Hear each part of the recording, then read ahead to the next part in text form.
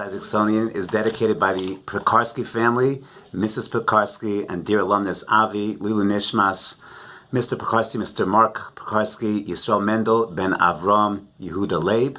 May the neshama have an aliyah. Welcome everyone. Hope everyone had a wonderful, wonderful week. This week is Parshas Bo.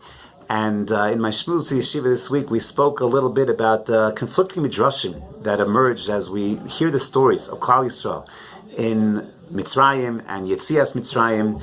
And we're told by Chazal, on the one hand, that the Jews had fallen to Mem Tes Shari Tumah. They'd fallen to the lowest of levels of Tumah, to the point that when we leave Mitzrayim and we cross the Yam Suf, so the Midrash cites that the waters were a choma, chaser vav, milashon chema, and they were angry. The waters were angry. Why were they angry? Because the Satan was speaking to Hashem at the time and said, "Why are you saving the Jews and killing the Mitzrim? Halalu of the Avodah Zarah, v'halalu of the Avodah Zarah." They had both fallen to Mem Tes Shari. Tumah Chazal tell us in Midrashim that the plan was originally that Bnei Yisrael was told to Avram Avinu, they're going to be Avadim v'imiu osam arba me'os shana, 400 years. However, after 210 years, had they stayed even a moment longer, they would have sunk to the 50th level and they would not have been worthy of redemption.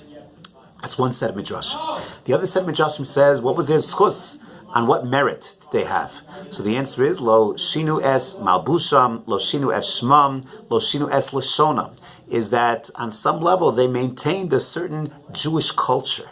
They kept their language, they kept their Jewish names, they kept their uniquely Jewish clothing. We're told, the Gemara in Sanhedrin tells us that during the time of Shmad, it's Yahorig Val Yavor to blend into the Goyim in terms of dress. You have to maintain your Jewish dress, and they had that, at least that they had. So what emerges is that internally they were not Jewish. They were not keeping mitzvos. They were not spiritually connected, but they had some kind of cultural, external connection.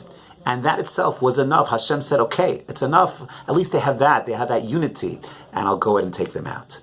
And we find, oftentimes, we have people, I'll call them, for lack of a better term, reverse Maranos. On the outside, they look good, they look very frum. They have that external Jewish appearance and culture. On the inside, there's a spiritual deadness. Sometimes we find young people in yeshiva and elsewhere, that they're alive, they're growing, they're striding, but their externality is not reflecting who they are on the inside. Their dress is not reflecting. The goal, of course, is to take these critically important facets, and we're supposed to live life as malchus, as a melech, and our external and our internal are supposed to be in consonance, not that we should need.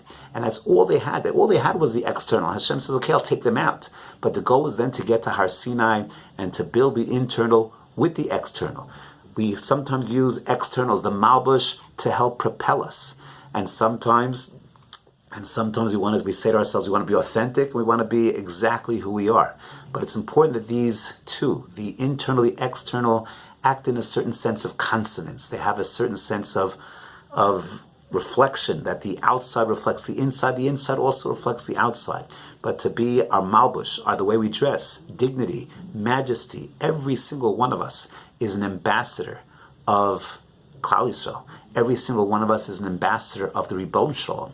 Every single one of us, our external should be reflecting our Tzelem Elokim on the inside. Bnei Yisrael had the outside, not the inside. Sometimes we find people with the inside and not the outside. The goal is to synthesize, is to be an authentic person. That Tocho Kebaro, as we find by the Aron Bris Hashem, it was Mitzupe Zahav, but it was also tzipui on the inside of gold, and there was a certain sense of consistency, of Tocho Kebaro, of living that authentic life where everything is in synergy, everything is in sync, and everything is working in the best way possible. May we be zoche to have all of these midos and accomplish them in a very real way. Have a wonderful Shabbos Kodesh.